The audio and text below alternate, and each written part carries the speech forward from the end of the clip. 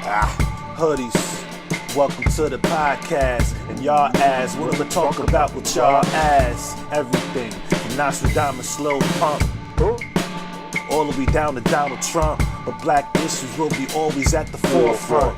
Hoodies, I know that's just what y'all want. Black life, black love, all of the above. It's King Rashidi hoodies, isotone gloves. I'm ready, it's Rise, God Kings. Rest in peace to the God Queens, hoodies.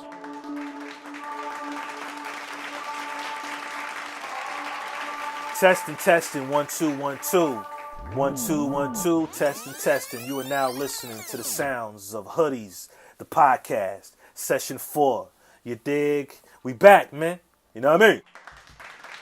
I'm gonna give a special shout out to the Skill Youth Chess Club, the mentoring program specifically designed for black boys. If you'd like to make a donation to this program, the link is paypal.me/skillthebarbershop. Again, it's paypal.me/skillthebarbershop. I think I've already explained to you the reasons why it's specifically designed for black boys, the Skill Youth Chess Club, and why all of the future mentors are required to be black, no doubt. Because, I'm going to make this brief, because only a knowledgeable black man can equip a black boys with the tools necessary to function in a white world. These are facts. I mean, sure, a white dude could teach a kid how to fish, use tools, but anybody with experience in such fields can teach that. You know what I'm saying? But, that white man, though, has no clue as to what it's like to be black. No clues as to how black people can feel bigotry without one word being said. You know what I'm saying? Is a white man even capable of teaching boys about white supremacy? What it is and how it works? You know what I mean? Can that white man break down white people's fear of genetic annihilation and why? Is he even aware of it? Does he even care?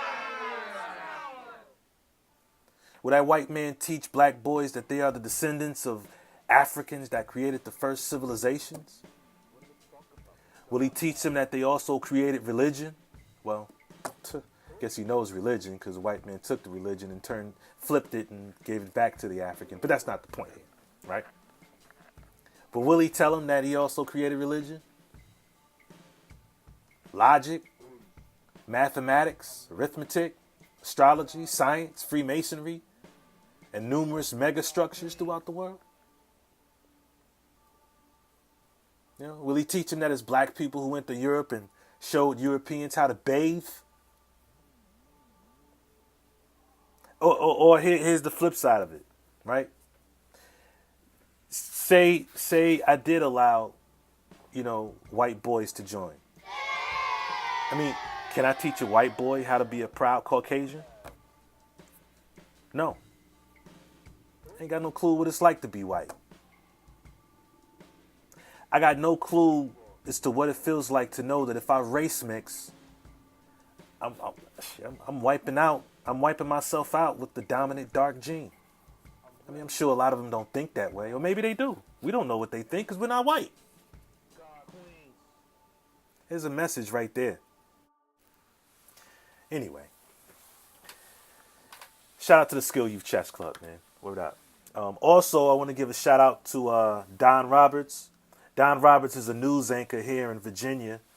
Believe he's from Newport News. He's a news anchor on Wavy 10 News.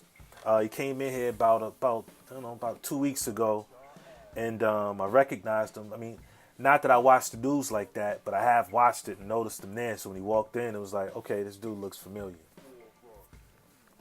Anyway, we started to talk, and he said to me that about a dozen or so people, told him about the Skill Youth Chess Club.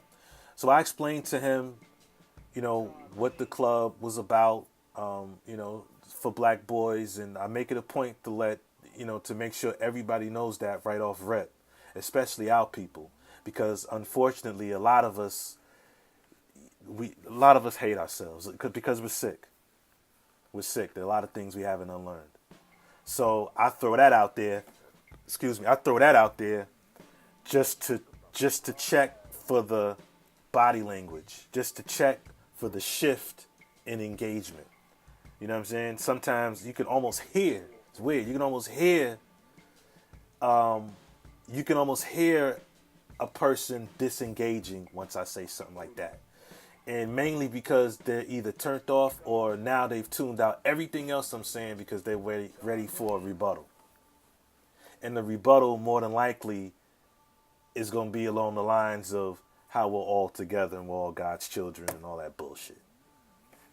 Anyway, so I threw it out there. I didn't see a shift. I didn't hear one either. He seemed interested. In fact, he showed up the following Saturday. And he showed some love to the group, you know. And another associate of his just came last Saturday to donate, you know, his time and to share his chess wisdom with the group. So that's pretty dope, man. I'm not expecting no type of news spread or something like that. I'm not even necessarily sure if I would even want it.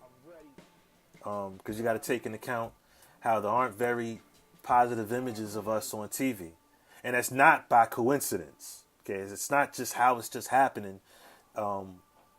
That's just, it's how it's happening, but it's not because there's nothing positive to talk about. It's purposely avoided. So therefore, I wouldn't want them talking about my program specifically designed for black boys. I wouldn't want them to water that down and forget to say that, because at the end of the day, they're really not interested in such things. What I would like to see happen, though, is, you know, because he's shouting it out on, you know, on his Facebook page and sending out these mass text messages. You know, I've seen him. I've seen it. So, you know, I'm hoping from that. Of course, like, you know, you still got to weed through individuals. I'm hoping that from that, I gain some more volunteers. You know, while also gaining more young brothers who are in need of this program. You know what I'm saying? Preferably some brothers, and preferably some brothers who are versed in maybe self-defense.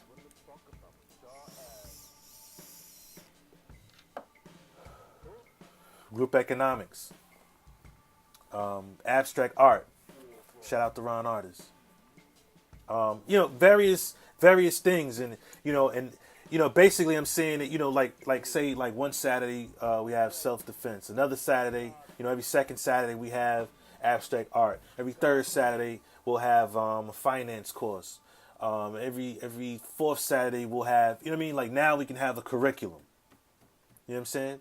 Now I've got a team. Now I've got a team of brothers who've got something to bring to the table. Like let's do some work. Now if something like that happens, boom, that's dope. I'd rather that over some bullshit watered down news spread. But nonetheless, shout out to brother Don Roberts. I was riding in the Uber about a week ago, and I don't know how me and the driver ended up getting on the subject of Don Roberts. He was telling me that he knew him back in the day. Turns out Don Roberts from downtown Newport News, and here in Newport News, those of you who are from like New York and Chicago, things of that nature, when you think of downtown, you think of high rises and things of that nature. But here in Newport News, downtown is literally downtown. That's considered the hood. There's no tall project buildings. They're flats, but it's considered the hood. You know what I'm saying? So that's where he's from. And from what the brother told me, that he's always been active in the community. I believe he tried to open up some rec center or something like that. Not sure if he was able to do it, but he's been a newscaster for quite some time, a news anchor rather, for quite some time. So shout out to Don Roberts at Wavy 10 News. Also he has a chess program himself. It's called Chestnuts Nights Network.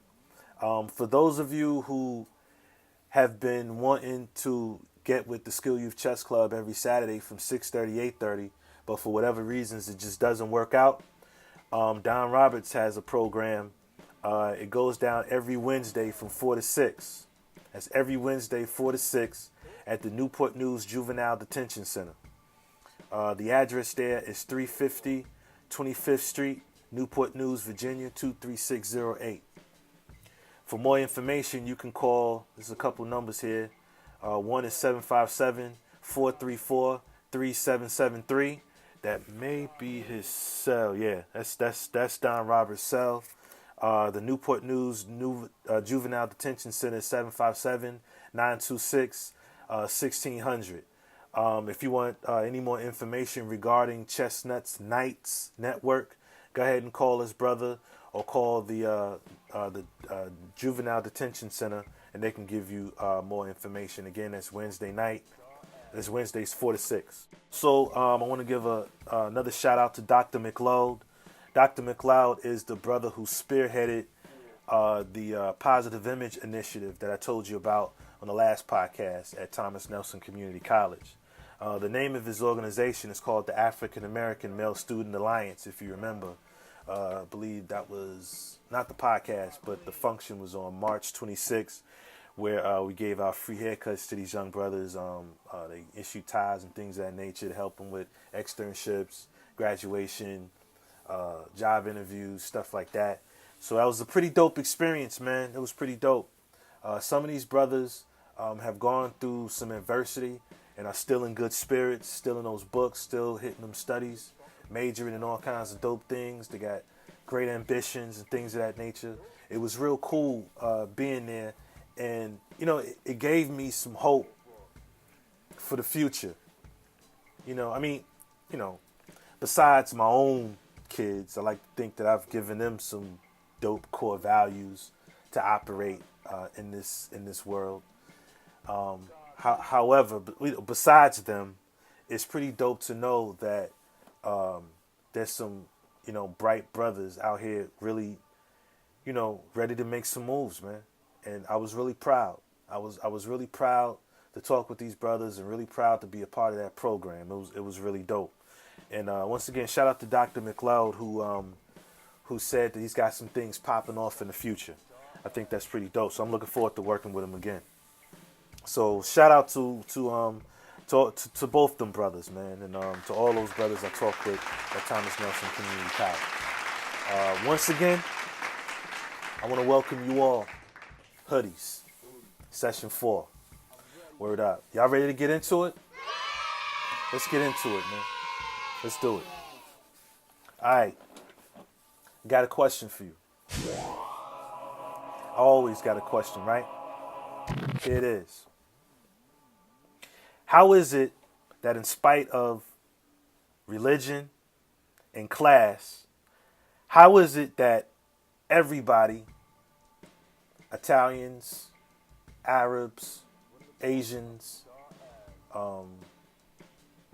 Hispanics, or Latinos, whichever one's the correct term, everybody else, in spite of religion and class, everybody else is advancing except us? Why is that? Why is everybody just getting ahead? Except black people. I want to say religion, but everybody else, now if I'm going to say religion, I would have to assume that everybody else is devoid of it. Every other ethnic group is devoid of it. And I can't say that. Because a lot of Italians are heavy into Catholicism. You know what I mean?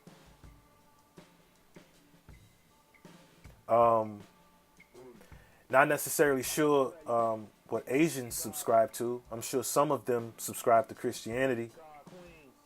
Maybe some of them to Buddhism. How about Jews? Well, we know what it is with Jews. They're a crap load of religions. Arabs, Allah, and so forth. Yet, Isn't it crazy how, in spite of that, everybody else is winning except black people? Said it before. Apparently, their God is telling them something that our God's not telling us. You know? So, what do you think? You know, I was going to do a whole podcast before this one. I was going to do a whole podcast about how is it that our people created math, logic, science, psychology, alchemy, biology, medicine. We've built great structures. I mean, come on. On top of being kings and queens and all kinds of shit. And the question was, how is it, how did white people come to rule over us? And, there are a whole bunch of reasons, but I had charged it to religion. Reason being is because, the more we do research about ancient Africans and ancient Africa, truth be told, a lot of our people have always believed in some sort of religion, quote unquote. It may not have necessarily been referred to as religion, but for lack of a better term, let's go ahead and use that. It was a belief system. I mean, they were forming a society. So you needed some core values. Perhaps a way of life. Perhaps it wasn't a religion, but then perhaps it was. I believe that belief system led us to seek brotherhood with other, like outsiders, like Greeks and Arabs and the rest of them. Because we allowed these people to set up outside of our borders in Africa. Ancient Egypt or we allowed them to set up outside of our borders. And we befriended them, seeking brotherhood with them, loving our fellow man, regardless of who they are or where they come from. And of course, that was to our detriment. They just picked us off country by country, tribe by tribe. And in some cases, some of us sided with them against us. I'm assuming for wealth and power, or wealth and or power. I don't have to tell you how that went because look at our condition today. But since I've come to realize that we've always practiced religion of some sort, because religion is a part of African culture, some sort of belief system, a part of African culture. It's always been that. So that makes it painfully obvious that black folk ain't letting it go no time soon. Religion. No time soon. It's not going nowhere.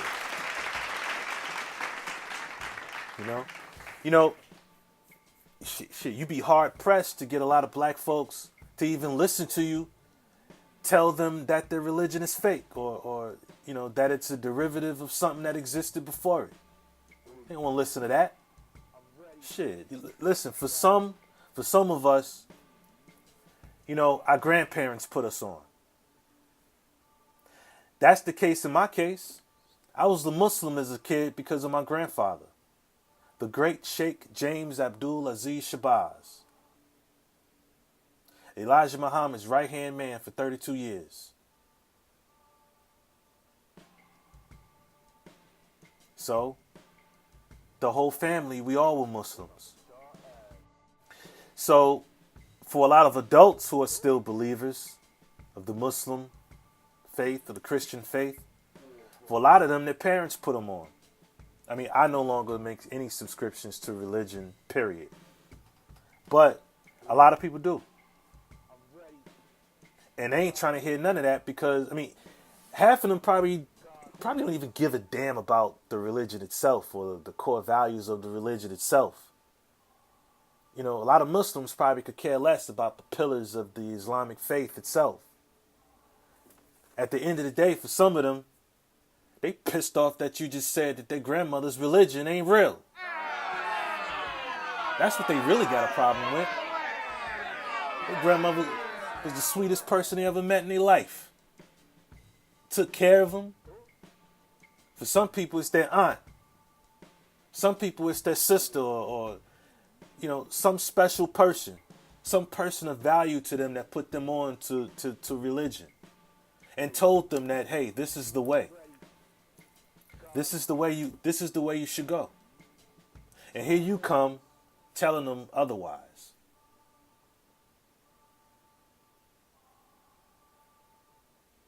So that's useless. That's something that a lot of us would just have to come to terms with ourselves.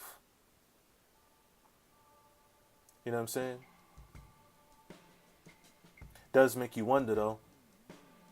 I wonder if all religious people ask themselves, well, how come Jesus or Muhammad or Krishna or Buddha or whoever, how come they're not giving us direction to rise? Anybody ever think about that? Anybody? You? You? I know what y'all are thinking. Our ancestors broke a covenant with God or Jesus or whoever. I don't get why anybody subscribes to that. Imagine that. Imagine telling that theory or whatever to your kids, your grandkids, or just to children, period. Like, you're beautiful, you're smart, love your beautiful black skin. And oh, by the way, you're cursed. You're cursed because our ancestors broke a pact with God or Jesus or whoever the covenant was supposedly with. Imagine telling that to some kids. From that moment forward, like if I was a kid and I heard that, I could fuck around and not even like myself. I could fuck around and not even like black people, period.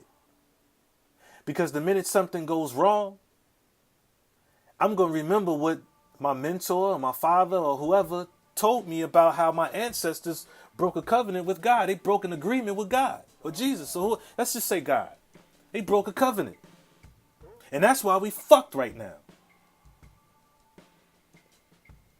How am I supposed to feel about myself? Because if I'm thinking it's about my ancestors, I got to be thinking it about myself. If they're our ancestors, that means, they are us and we are them. We're connected. You telling me I'm from that lineage? Oh, hell no. Fuck that. I'm not going to be proud of being a part of a lineage whose people done fucked themselves over. And you know what? When you subscribe to things like that, you know what you're doing? You're also letting white people off the hook. So basically you're saying that it's not white supremacy. No, It ain't white supremacy. Nah. It's because we're cursed. That's why. We getting shot down the motherfucking street by cops because we're cursed. It ain't got nothing to do with white supremacy. It's got nothing to do with white folks hating black folks. It's got nothing to do with that. Nope. It's us. I mean, imagine if we all really believe this. Like, why would we ever get up and fight for our freedom? Why would we ever get involved? Why mentor? You're also saying that Malcolm, Martin, the Nation of Islam, Stokely Carmichael, Huey, Bobby, Stokely, Eldridge. Well, Stokely wasn't a part of it, but he was affiliated. Assata Shakur, Afeni Shakur, Fannie Lou Hamer, Adam Clayton Powell, Marcus Garvey. Basically, you're saying that they was all full of it. You know what I'm saying? Basically, you're saying that the reason why, like, we're fucked up because of us. They had it all wrong. It's not white people's fault, it's ours. That's also what you're subscribing to. if you believe that shit. I don't fuck with it, man. I don't fuck with none of that. Now, check this out, though. See, in my eyes, I truly believe that I am God. You are God. Yeah, you. You right there. You listening. You are a God. And the person right next to you, you're a God too. You in the back seat, you're a God. I mean, at the end of the day, what's Jesus going to do for me that I can't do for myself?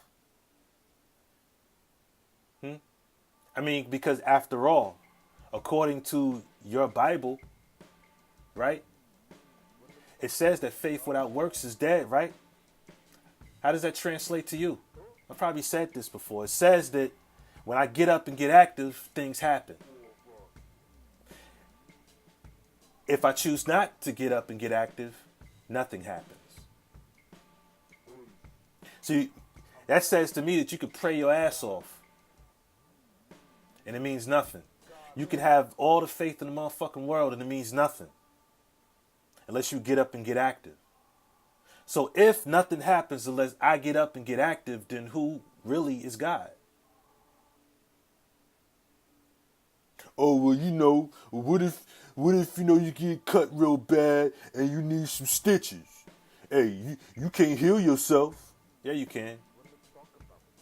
The human body has the ability to heal itself. Even if you need stitches, okay, all the stitches do is just hold, both sides together. That's all it does. The human body does the rest of the work. I mean, sew together two pieces of fabric, right? And then take it apart. What happens? It falls apart again. No matter how long you had it sewn together, stitched together. Stitch up the human skin. Let it stay stitched up, for a time. Then take the stitches out. Voila. The human body has healed itself. So I'm saying that to say that I could subscribe to our ancestors breaking a covenant with God, but in the sense that God is us.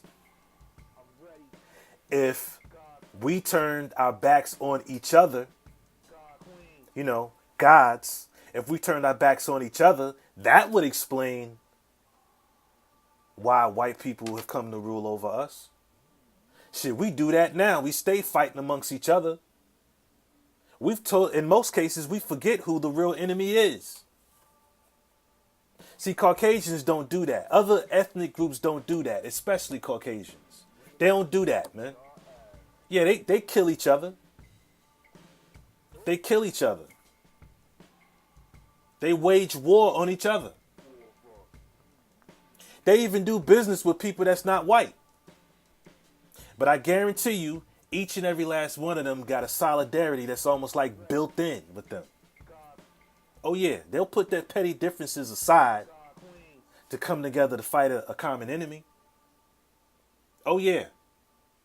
They might go back to the bullshit later, but fuck that. They're going to do what's good for the group as a whole. Okay, yeah, I can't stand your ass. But I can't stand them even more if they come into power. And if they start having sex with our one shit, nigga, they turn the whole world black. We can't have that. So yeah, I'll put this thing aside so we can fight them niggers. Oh yeah, they gonna come together. Us, on the other hand, nah. So if that whole theory about the covenant being broken with God, so if God means us, then yep. That would explain a lot. That would explain, because do you see us making any strides for quote unquote freedom or for some sort of rise without us coming together? Without us unifying? Can you see that happening? I can't. Shit, we ain't just dispersed all over the world. Shit, we're dispersed mentally and everything.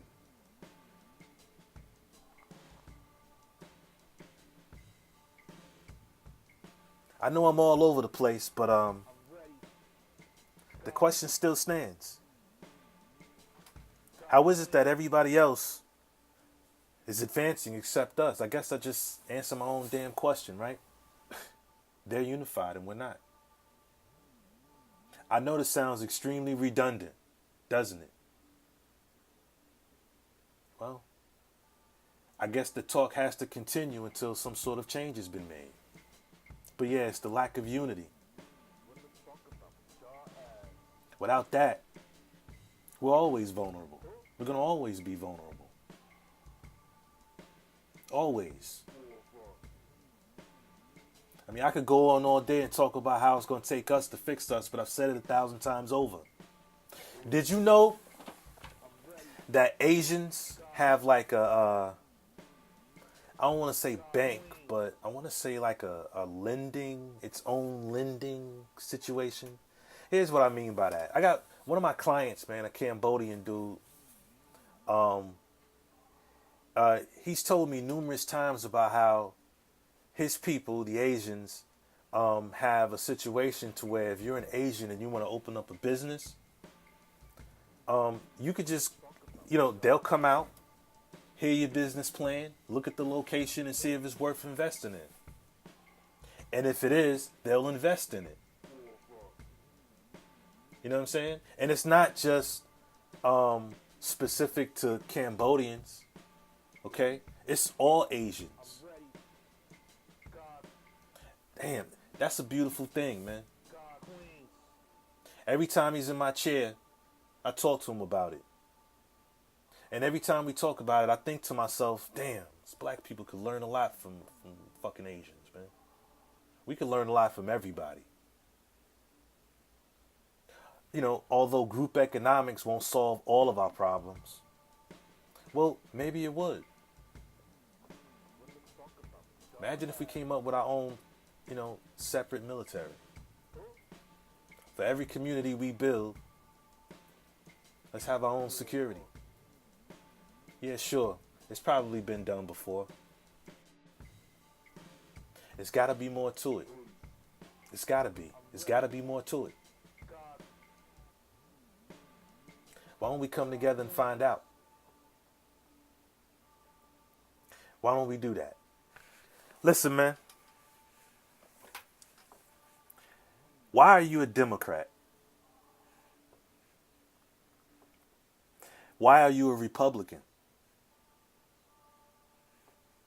When I turned 18 and I remember registering to vote, and I remember around that time, a lot of people, including my pop, I believe, who still votes, Democrat to this day. Anyway, so I go vote and I register, I go register to vote. So I register and I'm a Democrat and all that good stuff. And I believe that year, Clinton was running for office. So I voted Democrat. I never even thought about what a Democrat was about. I know now, supposedly, Democrats are for the people. You look out for all the people, where Republicans are. Check this out, right? Take like two individuals, right? Same dynamic, same situation, single parent home, poor neighborhood, drugs in the neighborhood, crime, gangs, the whole nine. Sounds like the south side of Chicago, right?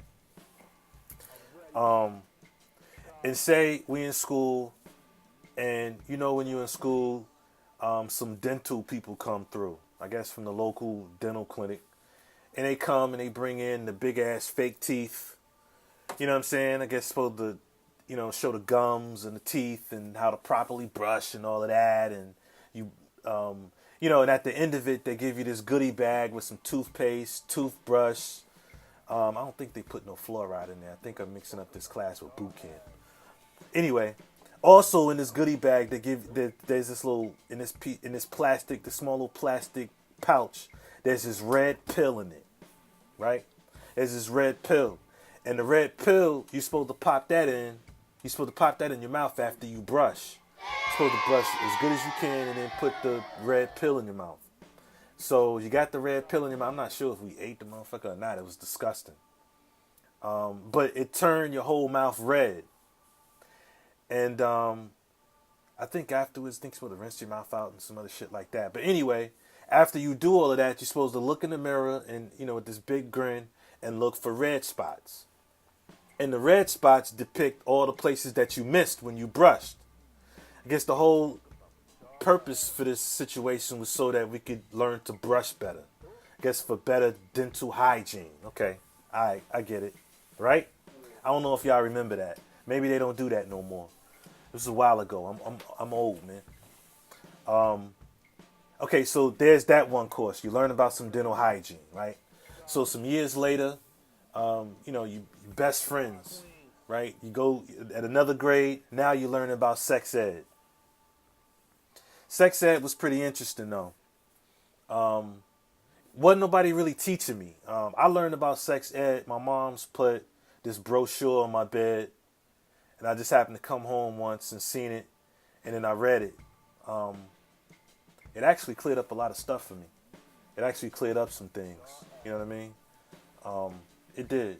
Like for example, for for boys, I'm assuming every female, right around that stage where they start to grow breasts, their nipples get really sore. You know what I'm saying? And then it goes away, and then they grow breasts or whatever. The same thing happens in boys too, right? Your nipples get like real sore, you get like lumps in them and shit. They got real sore, and because it's like, not just sore, it's like lumpy, like swollen, not all big and shit, not like titties, but it make your nipples look, you know what I mean? It gives your nipples a little something. The whole areola area, it gives it a little, you know what I mean? It makes it look brolic. You know what I'm saying? So I remember dudes, you homies be playing around, they punch you in the chest, y'all playing around, and one dude would punch me in the chest or whatever, not knowing what's going on, and damn, that shit would hurt. Damn, it would hurt. I remember one time I was walking around the crib with my shirt open. My mom's looked over, she made a joke. She was like, damn, I don't know who to get the training bra for. You or your brothers. She was talking to my sister. Damn, that fucked me up. But then, I read this brochure, and the brochure said that, the same thing that happens in females, it happens in boys, but of course in boys it goes away. So I was like, whew, damn, that's what's up. Because I was like, yo, what the fuck is going on? You know what I mean? What's going on here? But it went away, and okay, I was good money. I had Mr. Spears for sex ed at Brownell. It's Brownell Elementary School on the south side of Chicago. So anyway, Mr. Spears was a pretty good teacher, man. He ain't take no crap, right? I remember as we left the classroom, he would ask each student a question about sex education, right? And he would ask a question, and then you answer the question, get it right, and then boom, he let you go. Next student came, he'd ask you a different question, you answer it, get it right, boom, he let you go. And if you got the question wrong, he would send you to the end of the line. And if you happen to make your way to him again, to the front of the line again, and you still got the question wrong, then he pulls you to the side, right? Because apparently you ain't learning nothing, right? So anyway, my turn comes up, and he asks me something along the lines of, what happens if the penis consistently moves in and out of the vagina, right? I'm trying to give this real technical answer. I'm trying to be technical. I'm trying to not sound vulgar, right? So I get technical. I'm like, well, then sperm would be released from the penis. I'm talking super proper and all technical and shit. Because like I said, I didn't want to come off vulgar. So he says, no, sperm will come from the penis. So I look at him like, I just said that. I said sperm will be released from the penis. He said, no, sperm will come from the penis. Now say it with me. Sperm will what? I said, come from the penis. Okay, you can go home. And I remember for the longest time wondering why he kept emphasizing the word come. I mean, come, release, the fuck. What's the difference? I mean, granted, I wasn't sexually active at the time. So I didn't get it then. I think the most I had done at that particular point was pull a bra strap. Maybe a stinky pinky or two. But for the most part, bra straps, that was my thing, man. But, once I did become sexually active, then I knew, I guess that was just yet another nugget of information, right? So, okay, anyway, back to the story. So the two people take sex ed, right? So now say they go to high school and let's say they finish high school and now, they've graduated, right? So one of the brothers from the same neighborhood, same dynamic, same everything, say him and his high school sweetheart decide that, that pussy too good, he don't want to pull out. Boom. You're a father now. You see what I'm saying? You and your high school sweetheart, you've procreated. Life is different for you now. You know what I mean? Life is different now.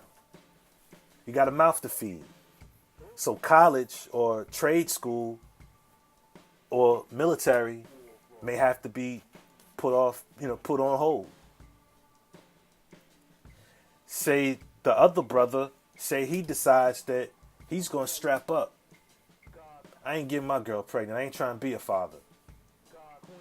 He goes on to school, some form of higher learning. You know what I'm saying? And turns out he does pretty well for himself. Right?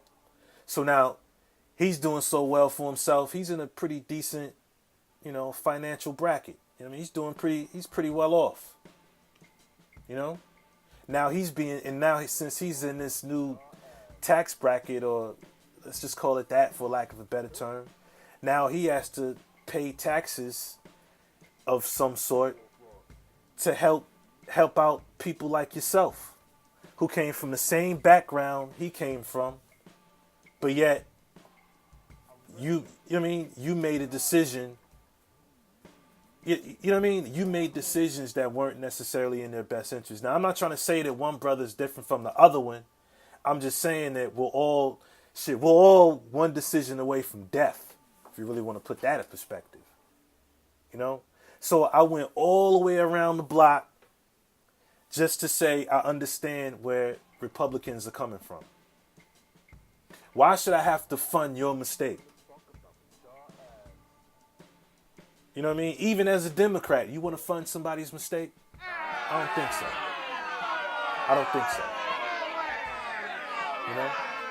Don't get me wrong. I know certain people are born into certain situations.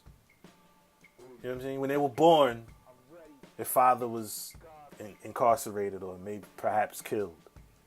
When they were born, their mother was an addict or whatever. Or who knows? Things happen. Disease, injury, accidental. I mean, some people are just born into situations and some people need assistance.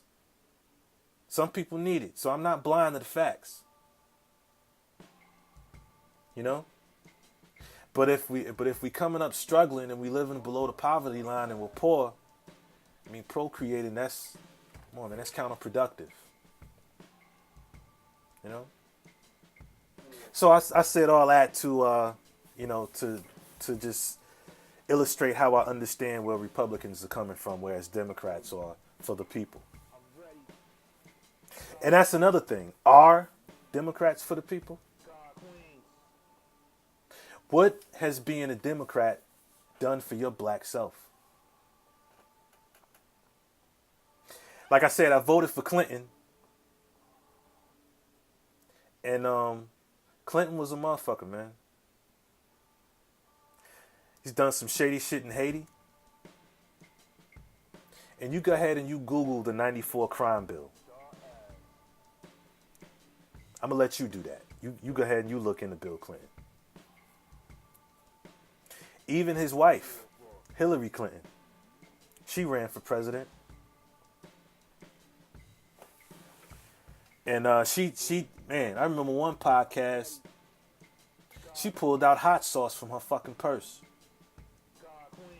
Talking about, I keep some hot sauce. I gotta keep some hot sauce on me. What the fuck is that? For real? You know what that is? That's pandering. More importantly, that's once again black folk being gullible. Why are we so fucking gullible, man? Bill Clinton put on some shades and played a saxophone on the Arsenio Hall show. And you believe black folks started referring to him as being black?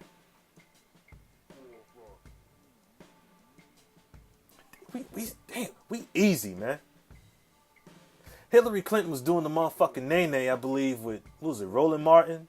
One of them Negroes. And having a good time. And I think that podcast I was speaking of, I think it was The Breakfast Club. With Charlemagne and them. Pulled out one of them podcasts, she put out some motherfucking hot sauce from my motherfucking purse.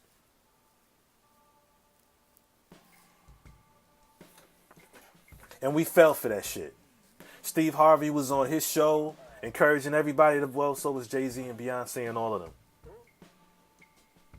Like, what the fuck did you think she was gonna do? Black folks was black women was so fucking pissed off that Hillary didn't win. They was telling everybody on Facebook, like someone actually cares. You know what I mean? It was telling all kinds of people, look, if you didn't vote for Hillary, just unfriend me now. Like, what the fuck you mad about?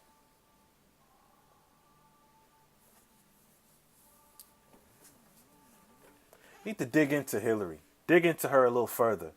Google her. Google her idols and who she looks up to. And I get pandering. You're trying to get our vote. But the problem is we give our vote without getting nothing in return. We just give it away for free. Because we're fucking gullible.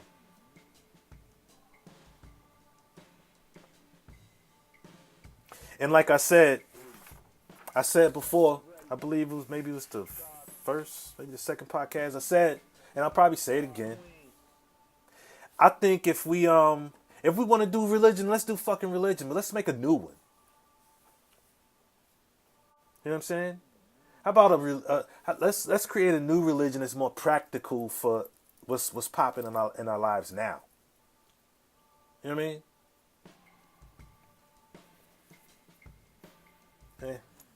There I go again. Wishing and reminiscing. We know we need to buy black. We know that. We usually talk that shit, right after a killing of one of our brothers, an unarmed brother by, law enforcement. That's when we usually get riled up and start talking, let's boycott and let's get our own. We talk that shit for about a good week. And then we back to just, we're back to the fuckery again. If a black woman gets choked out, at a Asian hair supply store, we get all up in arms. Dead ass. We go all up in arms. We get pissed off. We take to social networking. We vent our frustrations. We talk about fuck that. We need our own shit. And then about a week or so later, we're back to the same fuckery again. What are we doing, man? We for the people or we not? I can't keep going on this emotional roller coaster. You know what I mean? 1 minute we about it, next minute we ain't talking about it. I'm just one person. You're just one person. You over there, you're just one person. But collectively,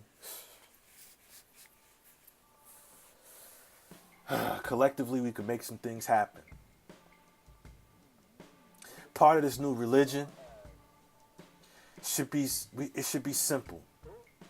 Instead of looking everywhere else for guidance, let's look within.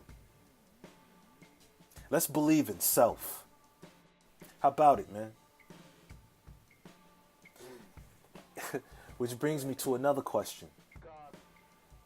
Do you know who you are? Who are you?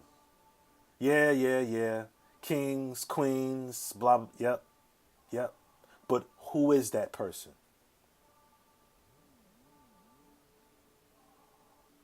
Very simple question, hard to answer.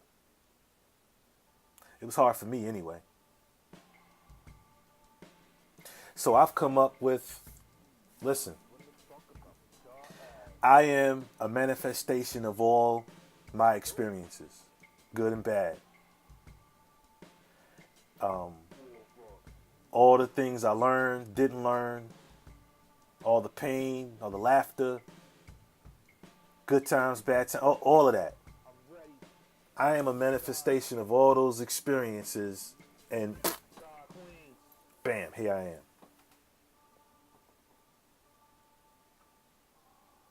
That's who I am.